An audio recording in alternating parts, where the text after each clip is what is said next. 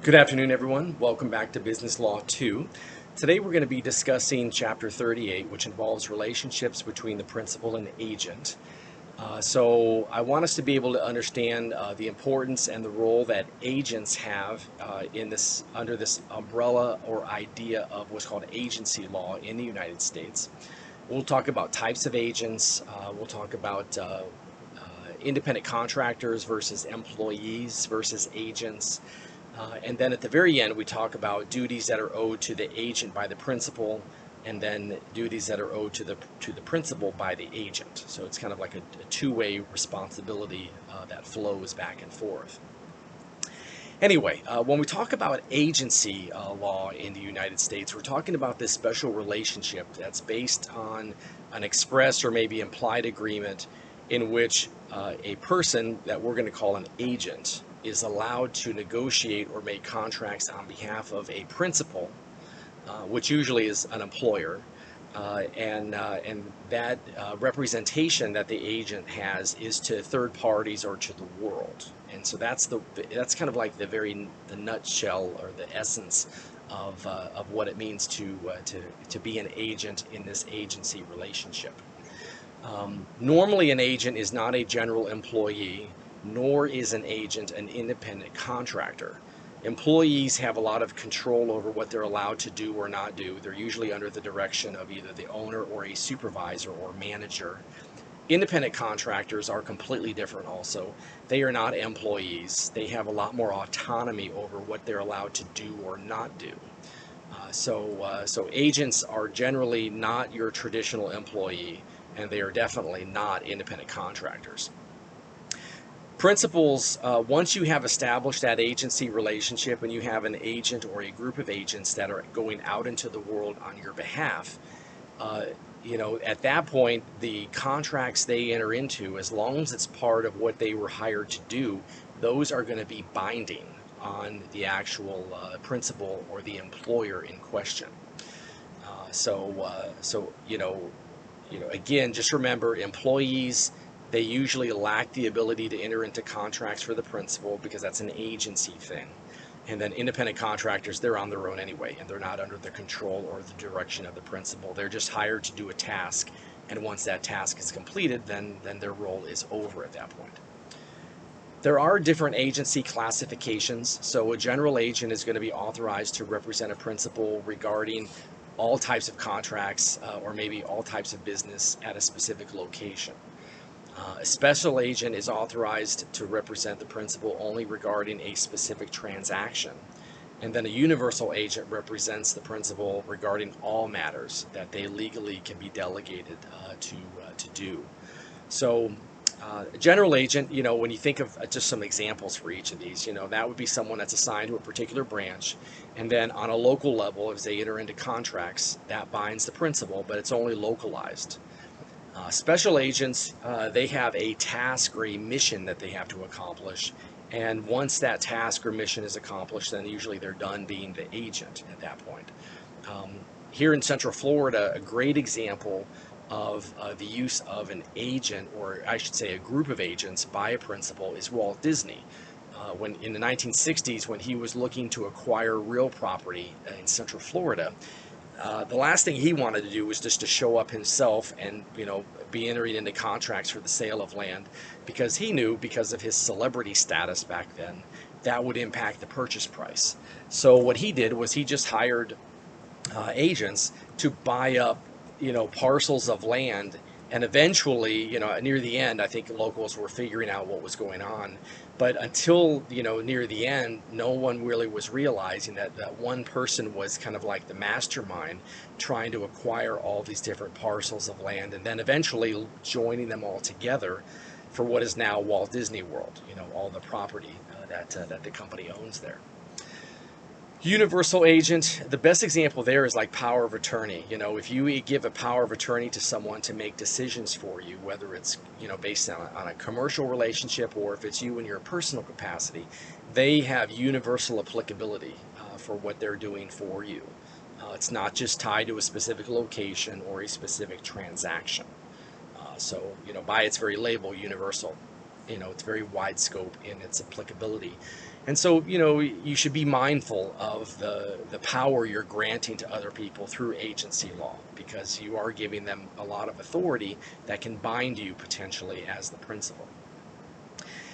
To create an agency, it can be implied, meaning that, it doesn't necessarily need a written agreement, but ideally it should be written. So there's going to be an agreement. And so, it should outline very clearly and specifically everything that you want that agent to be able to do or not do.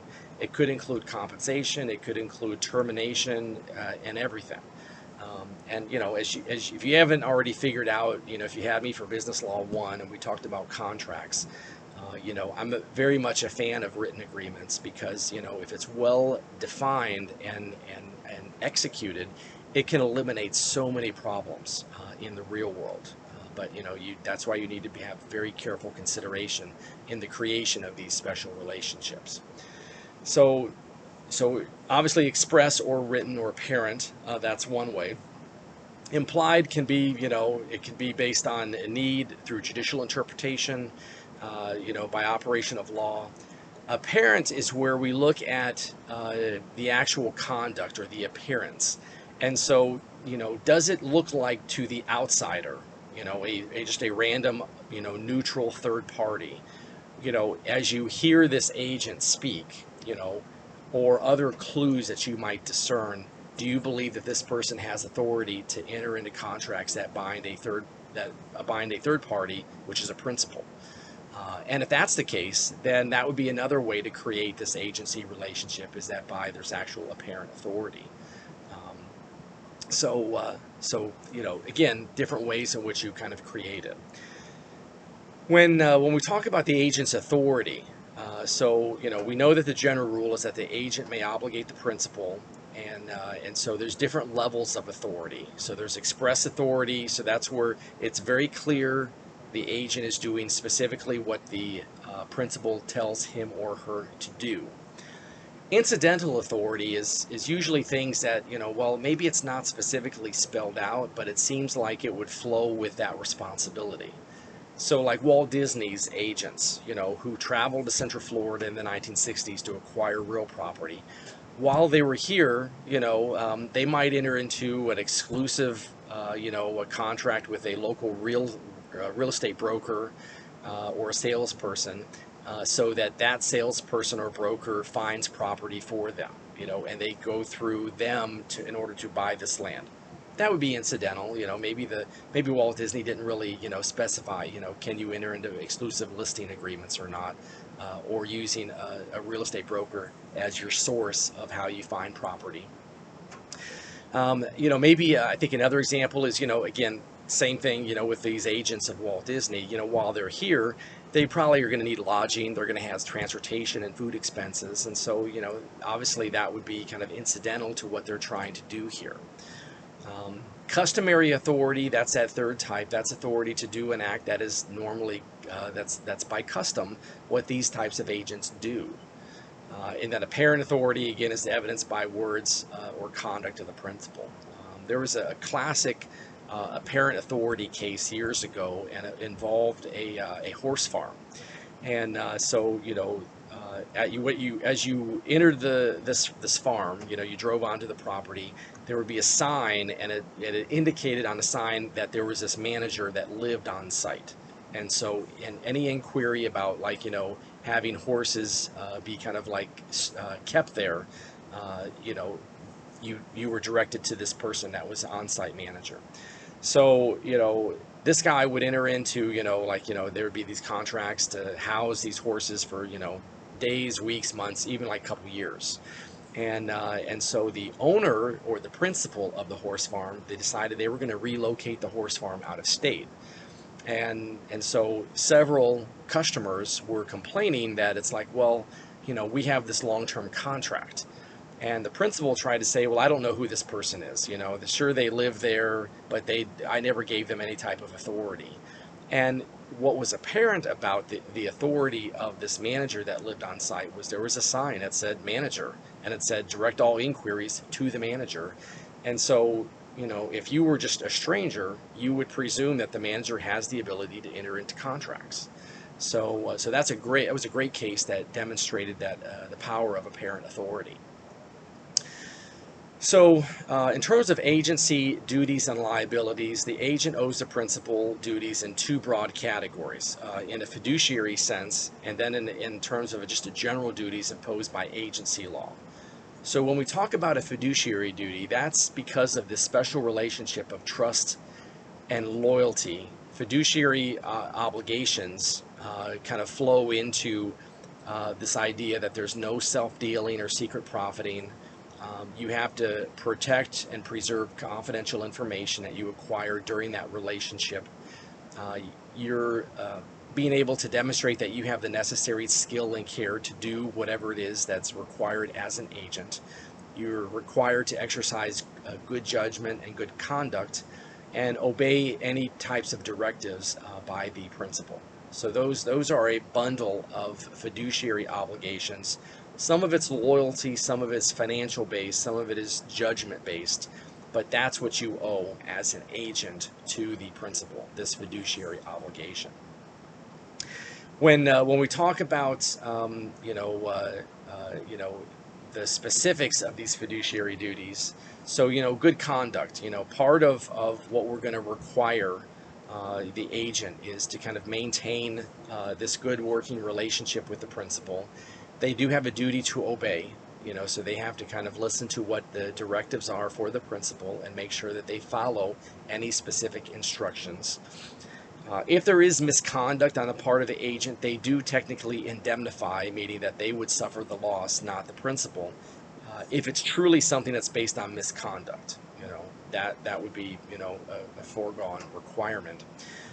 They have a duty to account, so anything involving money, you have to be very scrupulous in documenting all expenditures, and you have to be able to explain to the principal every penny that was spent of the principal's money.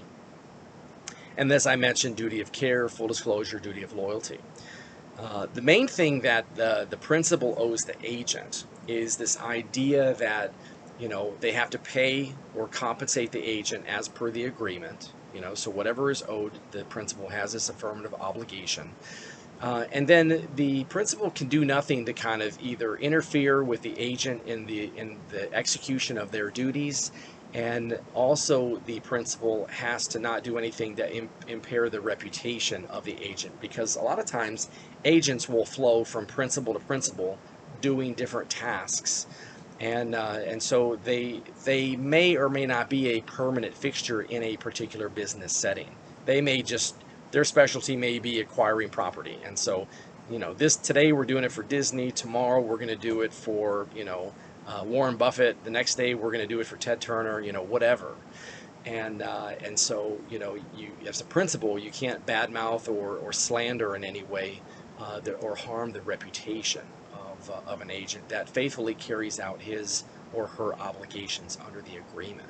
So anyway, this is a great chapter that just kind of lays out that foundation so that you understand that, in the world of, employers and workers that come under the employer, there's three broad categories of workers.